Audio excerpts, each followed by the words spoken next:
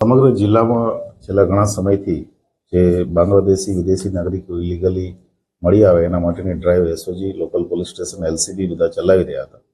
અને એ જ સંદર્ભે તલાલામાં અમને લોકલ પોલીસને અને એલસીબીને બાતમી મળેલી કે એક નિહાર બાનુ કરીને એક જે છે વ્યક્તિ એ અહીંયા ઇલીગલ બાંગ્લાદેશી તરીકે આવેલ છે.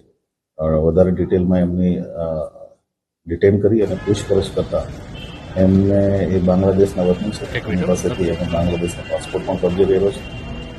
1 વર્ષ પહેલા ભારતમાં આવેલા 2024ની સાલમાં ભારતમાં વાપી ખાતે રહેતા હતા અને વાપીથી પછી અહીંયા એક દરગાહમાં એમને દરગાહના દર્શન કરવા માટે થઈને આવેલા. એ આધારે અમે એમને તલાલા ખાતે પકડ્યા છે. અત્યારે એમની જોઈન્ટ ઇન્ટ્રોગેશનની એક્ટિવિટી કાર્યવાહી ચાલુ છે અને ત્યાર પછી સરકારમાં ડિપોર્ટેશન માટે રિપોર્ટ કરી અને એમને બાંગ્લાદેશ ખાતે રિપોર્ટ કરવામાં આવશે.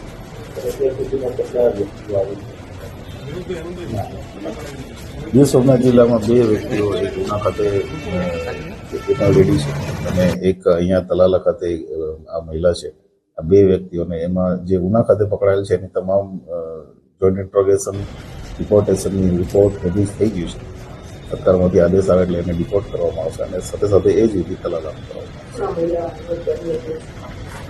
છેલ્લા 7 દિવસથી અહીંયા હતા અને એ ભિક્ષાવૃત્તિનું કામ કરે છે અને દરગાહમાં દર્શન કરવા માટે થઈ અને અહીંયા તલાલા ખાતે આવેલા.